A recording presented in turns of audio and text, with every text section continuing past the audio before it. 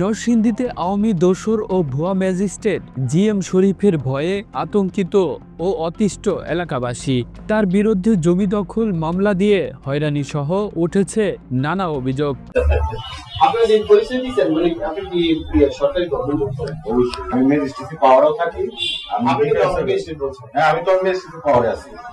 আওয়ামী লীগের প্রভাব ও ম্যাজিস্ট্রেট পরিচয়ে এলাকায় এই প্রভাব বিস্তার করেছেন বলে অভিযোগ ভুক্তভোগীদের।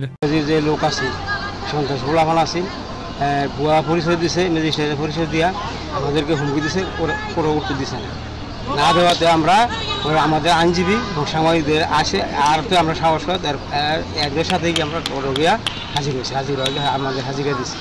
এছাড়া এরা আমার আরও অনেক হুমকি দিছে শরীফ গাজী যে আমাকে দেখে নিবে, আমার হুমকি দিছে, আমার মামলা দিব, আমার জেল খাটাইব, আমার এমন প্রাণ আসে হুমকিও দিছে। জিএম শরীফ নরসিংদী সদর উপজেলার মধ্যে বাগহাটার মৃত শাহাবুদ্দিন গাজীর ছেলে ও গাজীপুর জেলা জসকোডের বিচারক শামিমা গাজী রনির ভাই। বর্তমানে গাজী ভিলা ব্রাহ্মণদী উপজেলার মোড় এলাকার বাসিন্দা। তার বোন ম্যাজিস্ট্রেট হওয়ায় সেটাকে পুঁজি করে নিজ এলাকায় প্রভাব বিস্তার শুরু করা সহ অসহায় মানুষের জমি দখল মামলা দিয়ে হয়রানির অভিযোগ ভুক্তভোগীদের। একটা কেস চলতেছে শরীফ গাজীর মানে বিবাদী, উনি আমাদেরকে সবসময় মানে ভয় দেখায় জায়গা নিয়ে, আমরা কোর্টে আসলে উনি ঢুকতে দেয় না। ভুয়া ম্যাজিস্ট্রেটের পরিচয়ে ও আমাদেরকে হুমকি ধুমকি দেয়। আজকে আমাদের কোর্টে হাজিরা ছিল এল অফিসে, অনেক লোক আনছে। শরীফ গাজী আমাদেরকে মানে এই কেস ওঠানোর জন্য অনেক হুমকি ধুমকি দিচ্ছে। উনি বলতেছে যে না উঠাইলে আমাদেরকে মাইরা ফেলবো। তার এই ম্যাজিস্ট্রেট পরিচয় হুমকি ও ভূমিদস্যুতা থেকে বাদ যায়নি জেলার বিএনপি নেতারাও। ঢাকাতে বিএনপির এক নেতার একটা জায়গা ঢাকা সিলেট হাইওয়ে রোডে আপনার সরকার অধিগ্রহণ করে, ওই বিষয়ে একটু ঝামেলা ছিল। আমরা যখন ওখানে উপস্থিত হলাম, একজন ওই এলাকার সংশ্লিষ্ট নায়েব ওখানে সরজমিনে তদন্তের জন্য আসছিল। তা আমরা ওখানে প্রেজেন্ট দেখলাম, হঠাৎ করে একটা প্রাইভেট কার আসলো, প্রাইভেট কারের লেখা ছিল লোগোতে যে ম্যাজিস্ট্রেট। হ্যাঁ, তা একজন ম্যাজিস্ট্রেট ওখানে হঠাৎ করে গাড়ি থেকে নেমে আসলো শরীফ গাজী।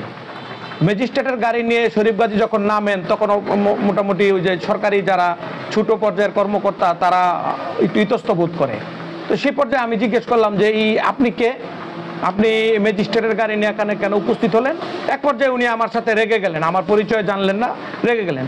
পরবর্তী পর্যায়ে আমরা যখন ওই গাড়িটাকে আটক করলাম এবং তাকে সহ আটক করলাম যে আপনি ম্যাজিস্ট্রেটের গাড়ি নিয়ে আপনি এখানে আসতে পারেন না। পরবর্তীতে জানতে পারলাম যে তার বোন একজন ম্যাজিস্ট্রেট, সে তার বোনের সেই লোগোটা ইউজ করে সে এই বিভিন্ন প্রতারণার সাথে সম্পৃক্ত এবং ওই এলাকাতে ভূমিদস্যু হিসাবে সে চিহ্নিত।